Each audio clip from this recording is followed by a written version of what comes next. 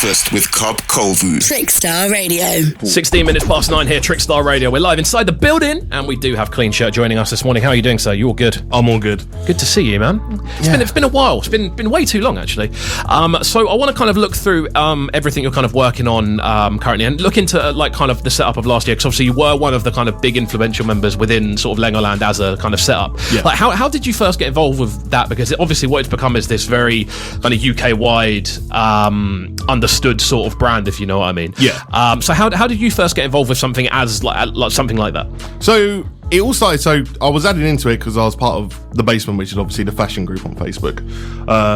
And in there, I saw Bush Baby doing a live stream when he was like producing tunes. And then all of a sudden he was like in the comments like, yeah, we're doing this thing. We've got this thing called The Basement, but bass, BASS. Yeah. Not many people know this, that it was originally called The Basement. It was originally The Basement, and apparently the people in the actual basement kicked off a little bit. So quick name change. But yeah, so he set up the group, and that was around, it only had like 500-600 members by the time I sort of joined. And then it came round to, I messaged Harry, I messaged Bush Baby and was like, look, there's a sick idea, I reckon we should do this war dub competition. So we get a bunch of producers together, and they've just got to basically insult each other over tunes. Because do you remember back in way back, there was a Jungle Dub Wars? Very vaguely, yeah. Yeah, and for me, it's always been Beat Boss. For you, for sort of like clashing, for like producer clashing. And it happened in Lord of the Mics a couple of times as well. But correct. Yeah, so it was kind of that sort of thing. I said to Harry, I was like, yeah, look, I reckon you guys should do this. I reckon it'd be sick. Anything you need me to do to sort of help out, I definitely will do. And that kind of sort of put me in their eye. And then as it was growing, it's sort of like 1,000, 1,500 sort of members. I was like, right, we need 2 admins. We need 2 extra admins. So because I'd sort of already been involved in the community, they sort of came to me at that point. And then, me and Tony Tribe. And from there, it just went mental. Yeah. It just went like, by the time I left, there was about 17,500 members from like 500 when I joined. And I think now at this point it is one of the biggest online music communities in the UK. Oh yeah, I think when you actually look at like what it is, what it does, what it represents, what it like stands for as a thing, it represents, I think, not just bassline, which a lot of people seem to think it does. I think for a lot of the time it's actually a pretty big hotbed for a lot of the new school D&B producers that are coming through. Oh yeah. Before they kind of hit that almost like upper echelon, you can find a lot of them floating around Lengoland as like a place. You can also find a lot of the UKG crew floating around in there. There's a fair few of the funky heads in there as well. It's something that I've used countless times over the years. Oh yeah. As a promotional tool. Did you ever imagine it getting to be as big as it currently is? I saw it had the potential. I didn't see it doing it, but I was like, like it was one of those things. I was like, this could be absolutely massive. I don't know if it will be. And then it was. And it was just absolutely mental. It was just like, we was obviously doing all these takeovers all around the country.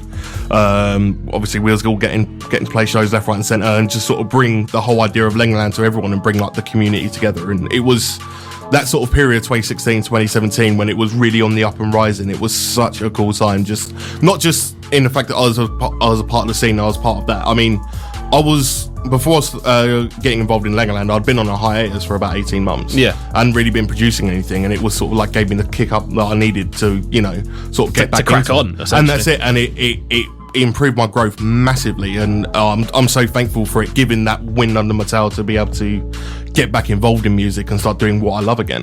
And I think for a lot of people it does give them almost like a bit of a I don't want to say grounding, but it gives them a bit of a place to get feedback. It gives them a place to kind of like express what they're feeling. And obviously you do get a few trolls here and there because it's a Facebook group. It's always going to happen. There isn't a Facebook group that doesn't have like its own little quadrant of trolls somewhere. But I think overall it has been a good thing to impact UK bass music in general. 100%. It's been a platform that's people who have started off with nothing. I mean, Zero is the perfect epitome of this, because he got into bass music because of the first round of war dubs. Like, that was his sort of like push into that, from conversation that he's had with me, at least anyway. And from there, look, he's doing absolute mad stuff all around the world. His tunes are some of the biggest tunes that are out there. And it all started because of this little group of producers all decided they wanted to call each other out over a bassline tune. I mean, there were so many clashes over periods of time as well. There was a grime one, there was a secondary bass one as well. Yeah. Noble knocked me out of the grime one. I was well annoyed at that. I did pretty well. Who was it that knocked me out? I was gutted because Louis B was in there. Yeah. And I really wanted to go head to head with Louis B. It ended up being Louis B versus Rotty in the final. Rotty was the one that finished me. Yeah, Rotty was the one. Yeah, Rotty's a good guy as well. I've got time for Rotty. Bright and cream, but yeah, it was quite annoying because there was 5 South Point heads. Oh, really? In out of the 16 and the quarterfinals, I think had 4 South Point heads. Yeah. And I got Drax second round, then I got Noble, so I was just going against South Point heads the entire way through. And I was like, I don't want to do this. I don't want to attack my brother. But yeah, we're gonna jump into another tune next. I mean, before we do that, how are you feeling music-wise now? Do you feel you're in a good place inspiration-wise? Obviously, you were saying earlier you've kind of like stripped back the kind of rushing of things. Yeah. Do you feel a lot better for it?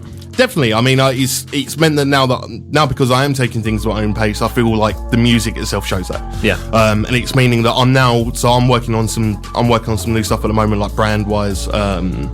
That is really just to put the fun back into it, because I feel like it has lost a bit of that along the way, where it's become massive. But as part of anything growing to that size, you're gonna see, a lot of the fun sort of end up getting stripped out because it needs to become more serious because it becomes a money-making endeavour. Yeah, of course. And it just allows me to sort of now focus on, the reason I got started in the first place. Which is making music you love. That's it. Entirely. We're going to jump into one of these tunes then. This one is Like You Do.